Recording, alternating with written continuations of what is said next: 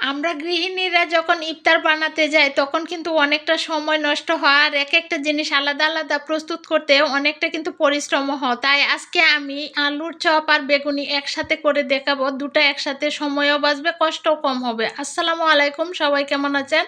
আমি প্রথমে এদিকে কিছু পেঁয়াজ বেরেস্তা করে নিয়েছি আর এখন আমি আলুগুলো সিদ্ধ আগে করে নিয়েছিলাম, এগুলো সুন্দর করে কাঁটা চামচ দিয়ে ম্যাশ করে নিব। আলুগুলো অবশ্য গরম থাকা অবস্থায় ম্যাশ করে নিতে হবে, তাহলে কিন্তু সুন্দর হয়ে ম্যাশ হবে, না হয় কিন্তু শক্ত হয়ে যাবে।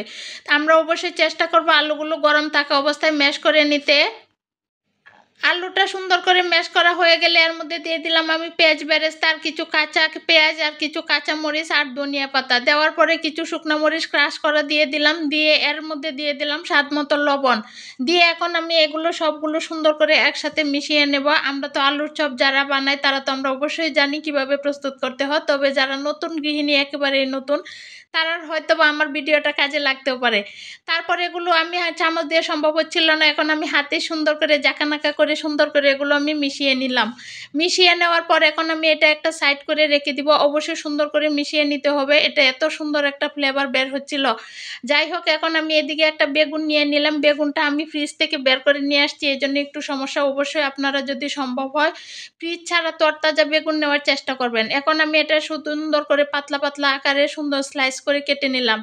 এদিকে আমি বেসন নিয়ে নিলাম, বেসনে দিয়ে দিলাম একটু শুকনো মরিচ গুঁড়ো, একটু হালকা হলুদ গুঁড়ো, একটু ধনিয়া গুঁড়ো, একটু জিরে গুঁড়ো, দিয়ে দিলাম কিছু কালো জিরা। দেওয়ার পর এখন আমি এর মধ্যে দিয়ে দিব একটু আদা রসুন পেস্ট আর দিয়ে দিব স্বাদ মতো লবণ। দিয়ে এখন শুকনো উপকরণগুলো সুন্দর করে মিশিয়ে নেব। মিশিয়ে নেওয়া সুন্দর করে হয়ে গেলে তার মধ্যে আমি অল্প অল্প করে পানি দিব, দিয়ে ব্যাটারটা তৈরি করে নিব। অবশ্যই অল্প অল্প করে পানি দিতে হবে, একসাথে পানি দিতে গেলে কিন্তু এটা পাতলা হয়ে যাওয়ার সম্ভাবনা থাকতে পারে। তাই অল্প অল্প পানি দিয়ে ব্যাটারটা যখন এরকম হবে তখন আমি এটা অনেকক্ষণ মানে নেড়ে চেড়ে সুন্দর করে করে নেব। এটা কম আমি 5 থেকে 6 মিনিট পর্যন্ত এরকম করে নিয়েছিলাম। এদিকে বেগুনটাতে আমি অল্প লবণ দিয়ে নিলাম যাতে বেগুনটা অনেকটা সফট হয়, নরম হয়। এখন আমি এই আলু ভর্তাটাকে সুন্দর করে এরকম হাতে হালকা তেল মেখে তারপরে এরকম সুন্দর করে আমি শেপ দিয়ে নিব। এটা আমি কিন্তু একটু লম্বা লম্বা আকারে শেপটা দিব, আপনারাও এভাবে দিয়ে নেবেন। শেপটা সুন্দর করে দেওয়ার পরে আমি যে কয়টা বানাবো সেগুলো সবগুলো আমি এরকম শেপ দিয়ে নেব। এই যে আমি আরেকটা দেখিয়ে দিলাম, এরকম করে শেপ দিয়ে নেব। শেপ দেওয়ার পর আমি এখানে আমি 6টা নিয়েছি, আপনারা যে কয়টা বানান সে কয়টাই নেবেন। এদিকে এখন নেওয়ার পর এখন একটা বেগুন স্লাইস করে কাটা একটা বেগুনের অংশ নিলাম। নিয়ে এরকম কিন্তু বেগুনটার মধ্যে ভর্তাটা বেগুনটার ভিতরে দিয়ে এরকম সুন্দর করে মুড়িয়ে নিব। মুড়িয়ে নিলে এদিকে আমি একটা টুথপিক দিয়ে এটা গেঁথে দিব। এভাবে আমি আমার যে 6টা আলুর চপ আছে এগুলো সুন্দর করে এরকম বেগুন দিয়ে সুন্দর করে মুড়িয়ে নিব। এটা খেতে কিন্তু অনেক মজা, আসলে সত্যি এটা অনেক সুস্বাদু হয় খেতে। আপনারা অবশ্যই একবার বাসায় এভাবে ট্রাই করে দেখতে পারেন।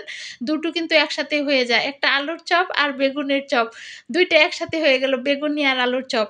যাই হোক, এদিকে আমার সবগুলো বানানো হয়ে গেছে। এখন আমি এই যে ব্যাটারটার মধ্যে দিয়ে দিব বেকিং পাউডার।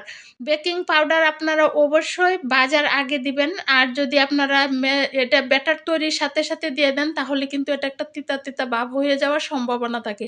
তাই অবশ্যই ভাজার আগে আগে বেকিং পাউডারটা দেওয়ার চেষ্টা করবেন। তারপর এখন আমি এই ব্যাটারের মধ্যে এই যে আলুর চপ বেগুনি এগুলো সুন্দর করে মিশিয়ে মিশিয়ে ডুবিয়ে ডুবিয়ে এখন আমি তেলে ভেজে নিব। ঠেসাঠেসি করে সবগুলো দেওয়ার দরকার নাই, অল্প অল্প করে দিয়ে ভাজলে এগুলো ভাজতেও সহজ হবে, সুন্দর হবে, না হয় ভেঙে যাওয়ার সম্ভাবনা থাকবে। তাই আমি প্রথমে 3টা ভেজে নিলাম এরকম সুন্দর করে, এখন লালচে করে ডুবো তেলে ভেজে নিতে হবে। এদিকে এরকম অল্প ছোটো ছোটো হলে এগুলো আগে তুলে নিতে হয়, না হয় পুড়ে গেলে কিন্তু তেলটাও একটা পোড়া পোড়া গন্ধ হয়ে যায়। আমি এরকমটাই করি। তারপরে যে আমার 3টা ভাজা হয়ে গেল, এখন বাকি 3টা আমি আবার এই যে এর মধ্যে দিয়ে দিলাম। এভাবে কিন্তু আমি বাকি 3টাও ভেজে নিলাম। অবশ্যই একবার বাসায় আপনারা এভাবে ট্রাই করবেন।